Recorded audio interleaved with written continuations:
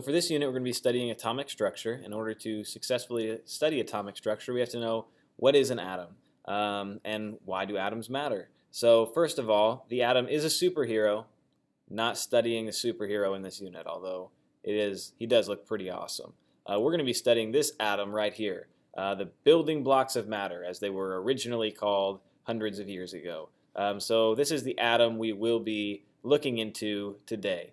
First of all, the largest portion of an atom is referred to as the nucleus. So that would be this area right here in the center of this atom. The nucleus contains the most mass of an atom, and it contains the protons and the neutrons. The protons, these are all subatomic particles that are found within the atom. The protons contain a positive charge. So for every one proton you have one positive charge in the atom. Neutrons, also found in the nucleus, these have a neutral charge. So we'd have our protons, which are red right here, our neutrons, which are yellow, and they all together make up the nucleus. Protons positive, neutrons neutral. Then, orbiting around our nucleus, right here are little blue electrons. The electrons carry with them a negative charge. They also have the smallest mass of any of these subatomic particles. The mass of an electron is extremely, extremely tiny, so most of the mass is found in the nucleus.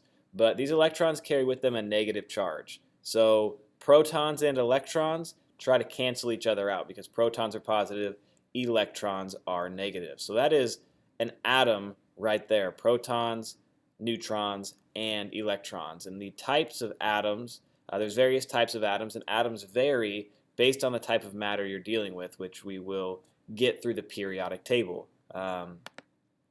Now, before we jump into the periodic table, there are three different types of atoms that we want to look at. First of all, there's neutral atoms. Neutral atoms are stable atoms, which means they contain the same number of protons and electrons. The reason that's important is because if you had more protons or more electrons, then your atom would be unstable because it would have a charge with it. Because if you have more negative electrons than you do positive protons, your atom will have a negative charge.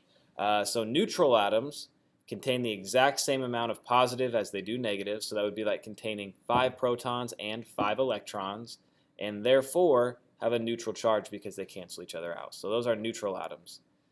Isotopes.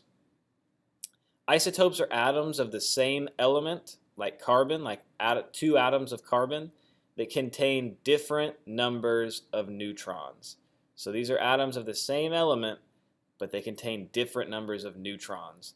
Therefore, that means they have different mass numbers. So if they have different numbers of neutrons, they have different mass numbers.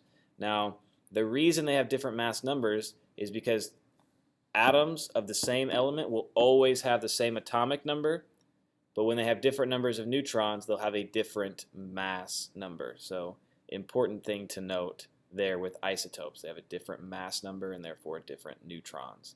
Our third type of atom is an ion. An ion is what creates an unstable atom. Like we look up here and we have neutral atoms that are stable because they have the same number of protons and electrons. Ions, on the other hand, have a different number of protons and electrons. If an ion has more protons, it has a positive charge.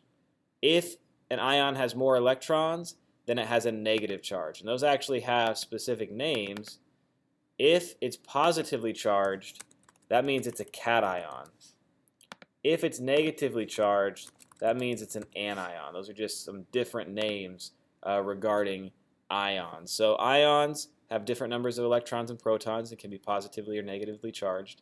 Isotopes, different numbers of neutrons, so they have different mass numbers. And neutral atoms, same number of protons and electrons.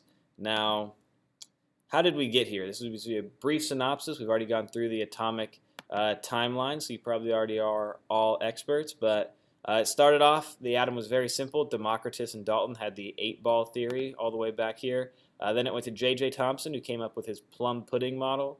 And then Rutherford and Bohr kind of created with the central nucleus and then all sorts of different orbitals with electrons going around it. So you can see how it's getting more complex.